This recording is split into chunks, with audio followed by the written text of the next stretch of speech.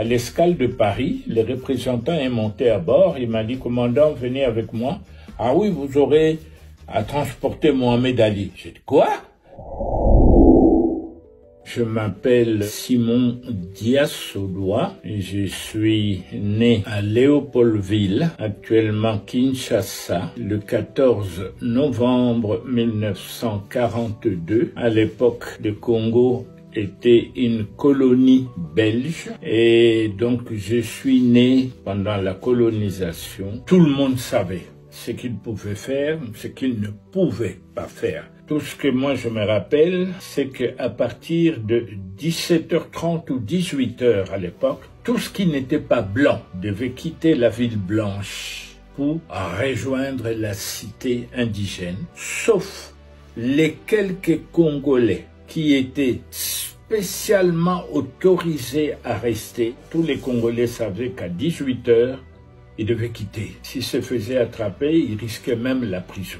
À l'époque, le noir était limité à l'école moyenne. Ça veut dire qu'après l'école primaire, quand vous alliez faire vos études supérieures, ils étaient limités à 4 ans. Donc, vous ne pouviez pas, par exemple, quand on prend les cas de la médecine, quelqu'un, un noir, qui s'est lancé dans le domaine médical, après 4 ans d'études, on le nommait assistant médical. Il ne devenait pas docteur. Il assistait le docteur blanc, mais lui était assistant médical. Il était limité à la fonction d'assistant médical. C'était fait exprès. Dans beaucoup de domaines, c'était pas seulement spécifique à ça. C'est quoi le but? Pour séparer les communautés, montrer que le blanc pouvait faire ça et que les autres étaient limités à cela. Je me rappelle quand j'étais en 6e primaire à Sainte-Anne, nous avons reçu la visite des inspecteurs qui venaient de la métropole, tous de Belges. Ils nous ont réunis dans une grande salle et qui ont commencé à nous poser des questions sur ce que nous voulions faire. Plus tard, ils nous ont donné des petits bouts de papier avec un bic, chacun devait écrire ce qu'il voulait. Et moi, j'ai dit, je veux être pilote. Et puis, les inspecteurs ont ramassé tous les papiers, ils ont commencé à discuter entre eux, et puis, sont adressés à la salle. Monsieur Untel, vous souhaitez ceci. Ah, vous souhaitez cela. Ils arrivent chez moi. Monsieur Diassodoua, je dis oui. Ah, vous voulez devenir pilote? J'ai dit oui. Mais c'est pas un métier pour les Congolais, monsieur. Alors, j'ai regardé les inspecteurs, je leur ai dit, je deviendrai pilote.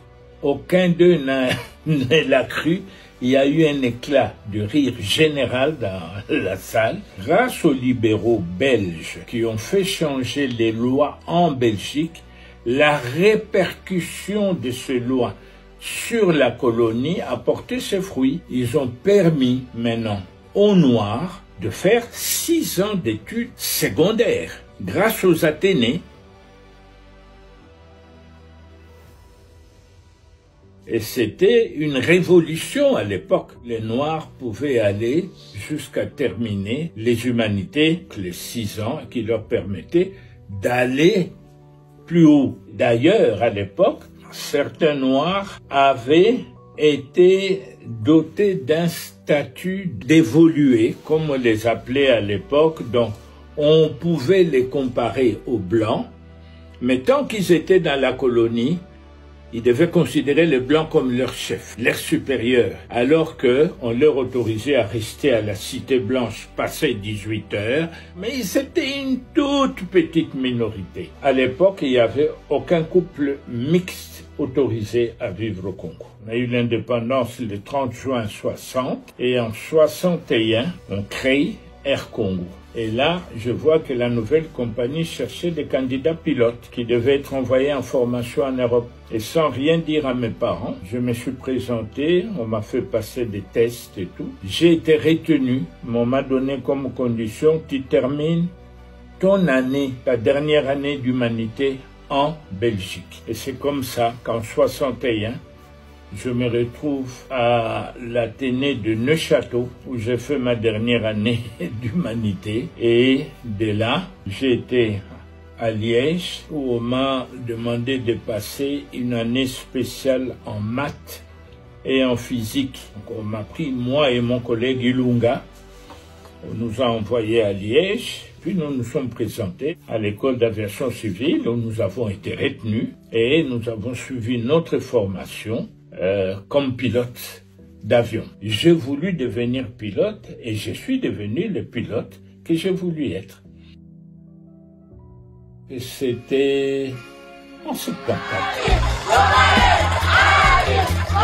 Je faisais un vol régulier. Je devais faire ce jour-là Bruxelles-Paris, Paris-Kinshasa. Donc moi, dans le cadre de mes activités de pilote de ligne, j'avais à faire ce vol-là. L'avion était bourré, beaucoup de passagers. À l'escale de Paris, le représentant est monté à bord. Il m'a dit, commandant, venez avec moi. Vous pouvez prendre 2, 3, 4 membres d'équipage, vous me suivez. J'ai dit, mais ah oui, vous aurez à transporter Mohamed Ali. J'ai dit, quoi? Il dit, oui, Mohamed Ali est arrivé à Paris, donc vous allez l'amener à Kinshasa pour son combat avec Foreman. J'ai dit, ok, j'ai choisi 2, 3 gars de mon équipage. On sort de l'avion, il y avait une salle là, je vois plein de monde autour d'un monsieur qui faisait un genre de show là au milieu. Et on m'amène devant Mohamed Ali, on me présente et tout. Alors les gars se retournent vers moi et disent, ah, c'est vous qui allez me piloter Oui, c'est nous. Mais il dit, oh, mais c'est extraordinaire.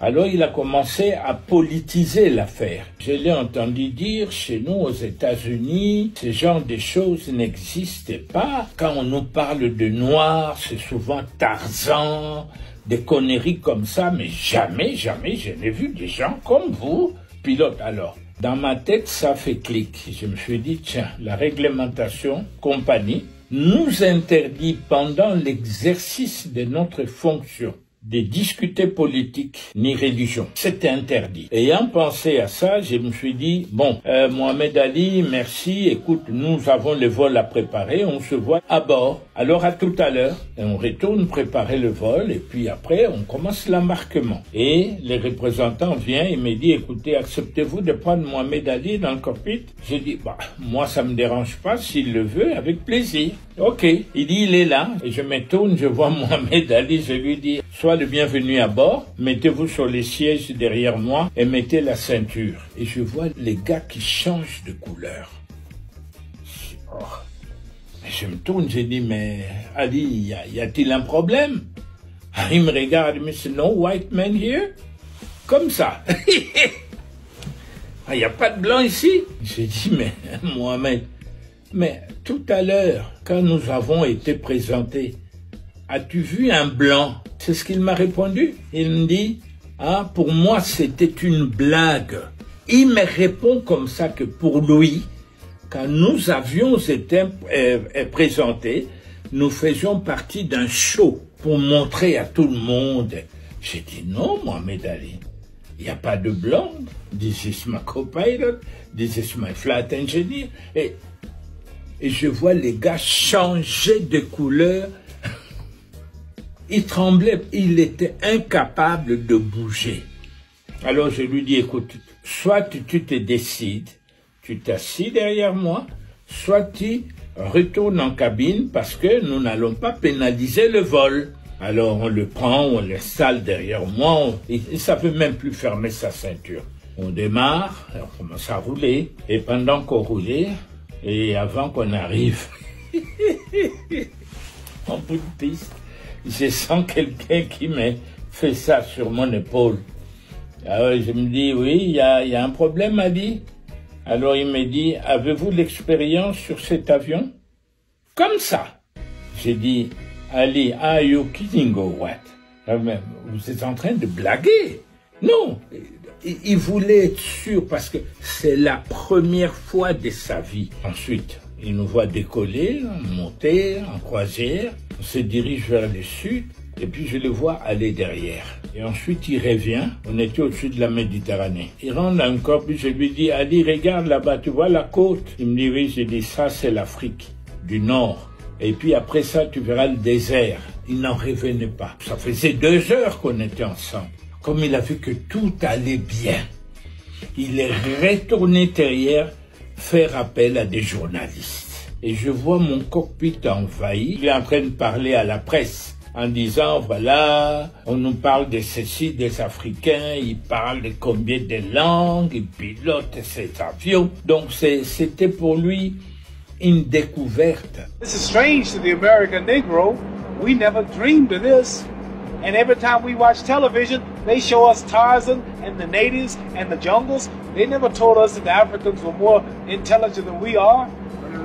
They speak English, French and African. We can't even speak English good. À l'arrivée à Kinshasa, on est arrivé la nuit, vers 20h passées, et on est devenus amis. On s'est même revus aux États-Unis. Il revenait de Chicago. Dès qu'il m'a croisé à l'aéroport, il a commencé à crier « My pilot, my pilot !» Même les Américains les regardaient. Je ne l'en voulais pas.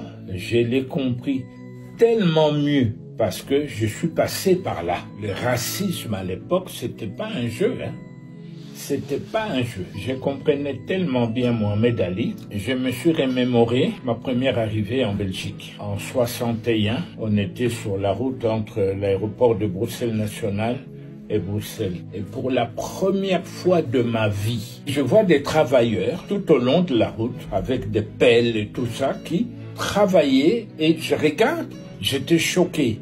Pourquoi?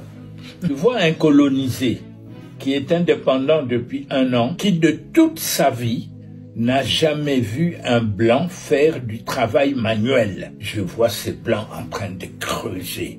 Oh, même eux aussi font le travail qui s'exige de nous en Afrique.